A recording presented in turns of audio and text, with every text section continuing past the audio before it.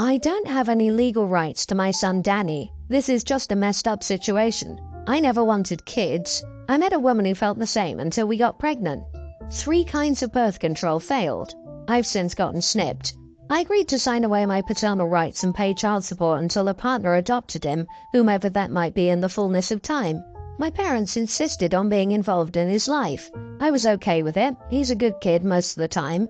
Unfortunately, life, or in this case, death happens. My ex passed away. She has no family, and she left Danny with my parents when he was a tween. My parents are old and are a huge reason why I never wanted a kid. Danny's mom was an okay parent, but pretty lenient. Going from that to my parents' perfectly curated house must have been a shock. He was okay for a while. He's in counseling. He's mid-teens now and as much of a pain in the butt as you can imagine a teen boy to be. 6 months ago, my parents threw him to the streets. They said he would be going to military school if I didn't take him. I hated military school, so I took him in, all legal. My parents are his legal guardians, but I'm letting him live with me and trying to socialize him. He doesn't have it. He's trashed my home a couple of times. He refuses to do his chores or his schoolwork. He's just being a moron. I've been going to counseling with him for 6 months and it hasn't helped. I sat him down and told him flat out that if I had to deal with him wrecking my stuff, not cleaning up after himself or not doing his homework, I was going to talk to my parents and see if perhaps being under professional care would help his behavior. He said I was an idiot and never a father, so why am I trying now? To be honest, I'm trying because I loved his mom. I know she grew up in foster care and would hate knowing that's where he ended up. Am I the idiot for telling my kid that if he can't behave, I'll send him to military school? You are the idiot. OMG, this poor kid. He knows you never wanted him to the point that you signed away your rights. He lost the only real parent he ever knew as a child. He then ended up with your parents who didn't want him once the going got tough, and then he ended up with you, who he knows didn't want him even when things were good. He's been through nothing but abandonment and loss, and he's only a younger teen. To me, Opie clearly doesn't love or want his son. That's how he feels, and he can't judge him for his feelings. It's not like he made the child on purpose and dumped him. I do feel sorry for the kid, but there shouldn't be a case where he gets a free pass. Mainly so that even grandparents who wanted him couldn't deal with him. The kid is old enough to take responsibility for his actions. Opie is doing much more than he signed up for despite his own feelings, so I would cut him some slack. He's not the idiot. LOL, he's a mid-teen. He's a child. He's not old enough to take responsibility for his own actions for another 4 years. 2 years minimum. I get it. I'm child-free and that's the way to be. But if I accidentally created a life and couldn't handle it before birth, I would be there because it's not their fault I messed up. You have to be patient with kids. They're monsters, but they are becoming the people they're going to be. Opie, you are the idiot. He is just being a moron. Really? You're dealing with a traumatized kid who you don't like, and you expect him to behave like a non-traumatized angel?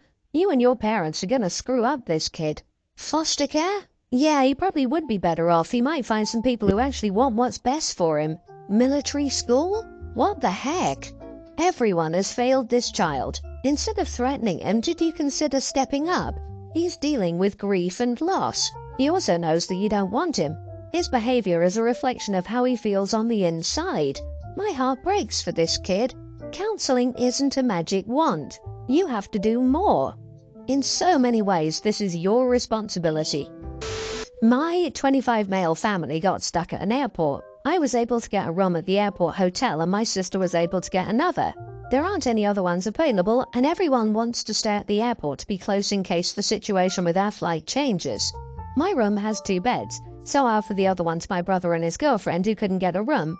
My sister's room also has 2 beds. She and her husband have 4 kids though, all teenagers. The hotel only has 1 roll-away bed available. So, with her and her husband in 1 bed, 2 of her kids in the 2nd bed and a 3rd kid on the rollaway, that left 1 kid without a bed. Since I otherwise had a bed, my sister thought I should share mine with my niece. I didn't want to because I don't like sharing a bed. I just don't feel comfortable with it. I think one of the kids could just sleep on the floor, but that apparently is disgusting. I won't disagree that hotel room floors are gross, but they could lay down a blanket so she's not directly on the floor. Am I the idiot for not sharing my bed in a hotel with my niece? I'm sorry, but as a parent of 2 kids, with healthy boundaries but also a warm, loving relationship, and as much as I hate being cramped in bed, Why can't the parents sleep with the youngest, smallest child in bed?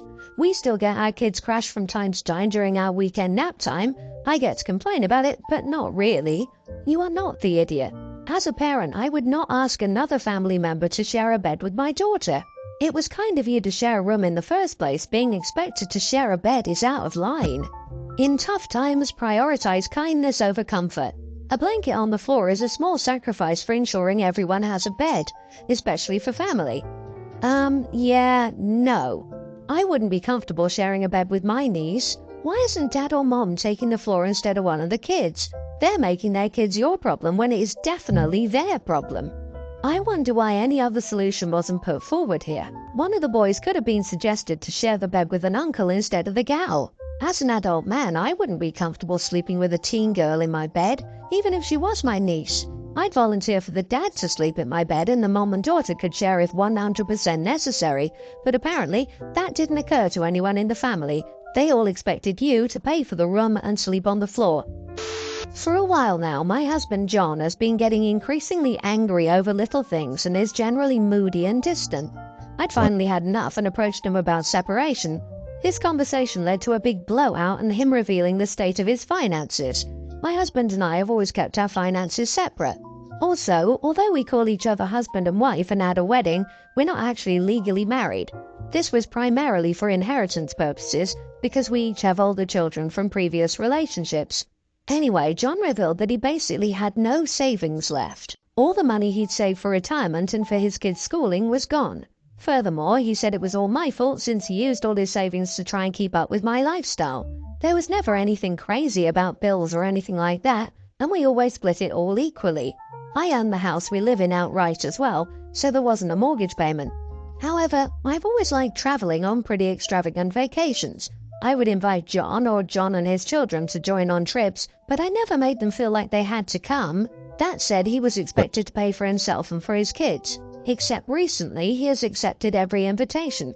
I would also give my kids things he considered extravagant, but I considered normal, so he felt like he had to provide similar things to his own kids. John said that with all the spending to keep up, his savings dwindled very fast. I expressed that I couldn't understand how or why he would spend all he had when he knew he couldn't afford it. He said it was like keeping up with the Joneses, only worse because it was at home so he couldn't block it out. Since I knew his job, John thinks that I should have had a basic understanding of his finances and realized this wasn't a lifestyle he could maintain. The kind thing would have been to offer to pay for the trips and other things instead of dangling them in front of his and his kids' faces. Looking back, I probably could have realized that this spending didn't make sense for his salary, but I wasn't thinking about it. I don't think it was my responsibility to keep his finances in mind here. We'd agreed from the beginning to keep our finances separate, so to me that means paying for things separately. Am I the idiot for not offering to pay for my husband and his kids and making him broke? Edit, we do not live in a state with common law marriage. Not the idiot, so he's blaming his poor decisions on you. What on earth? He couldn't use his voice to raise concerns when finances were an issue. That's on him for keeping up with the Joneses to the point that he liquidated his children's education funds. You housed him and his children rent-free.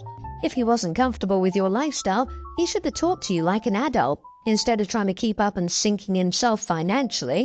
John blew through his finances all on his own because his fragile ego couldn't deal with you having more money than him.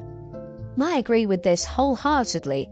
If he can complain about it now, one wonders why he couldn't say anything then.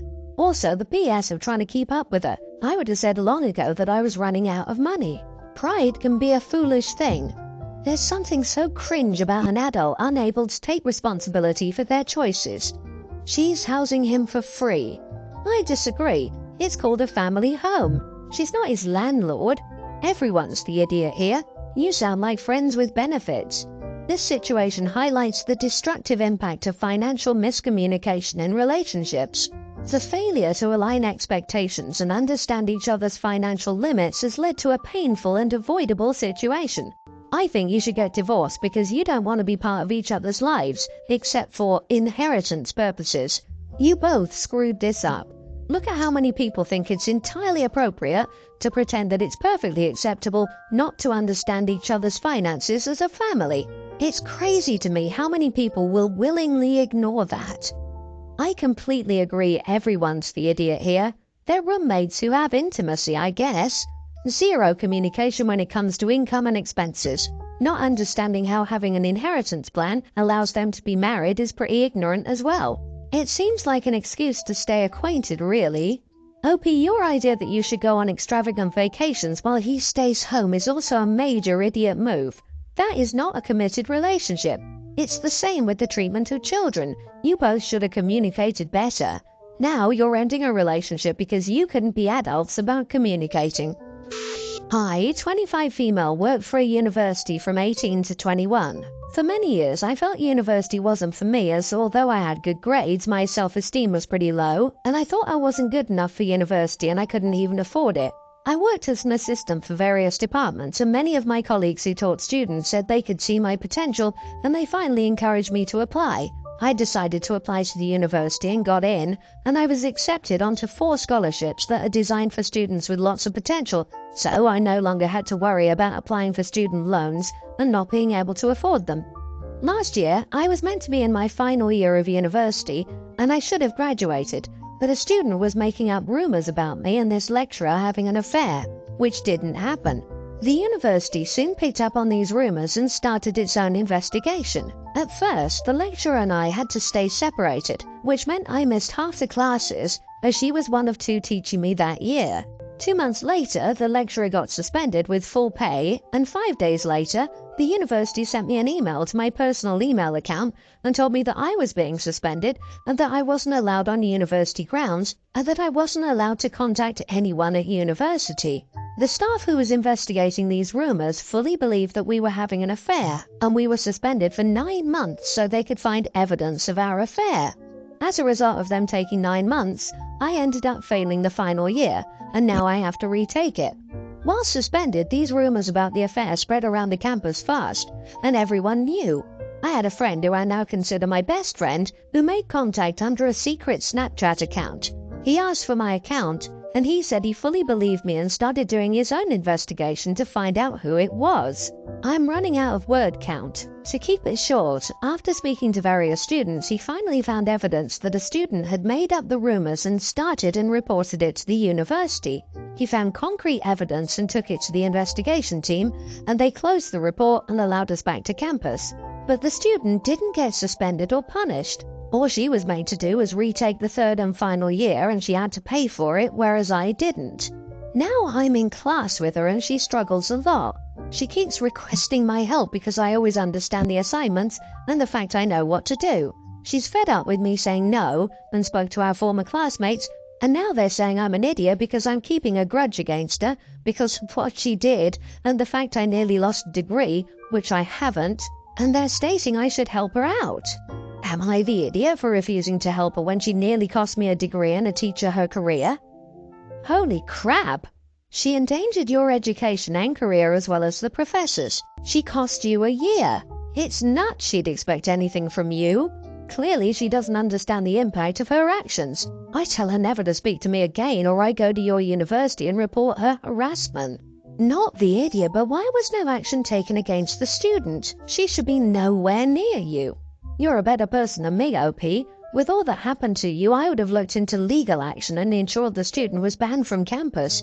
Do not interact with her or help her in any way. What? Wow, what a story. I'm very sorry for you.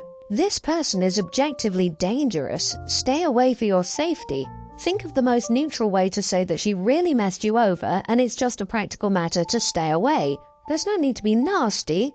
It's sensible. How quickly the truth of that sinks in is not your concern.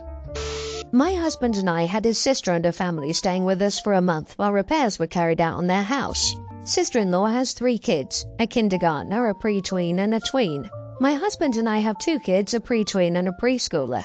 My sister-in-law and I work from home, so we were both home all day when she stayed with us. So here's what happened. She asked if I would cook for all the kids versus each of us cooking for our respective kids. I told her sure, but explained to her how my kids eat and wanted to know whether she wanted them on the same schedule or whether she wanted a typical 3-meal deal. She said to feed them 3 meals. For context on how I feed my kids, we do smaller meal sizes but eat more often, so pre-meals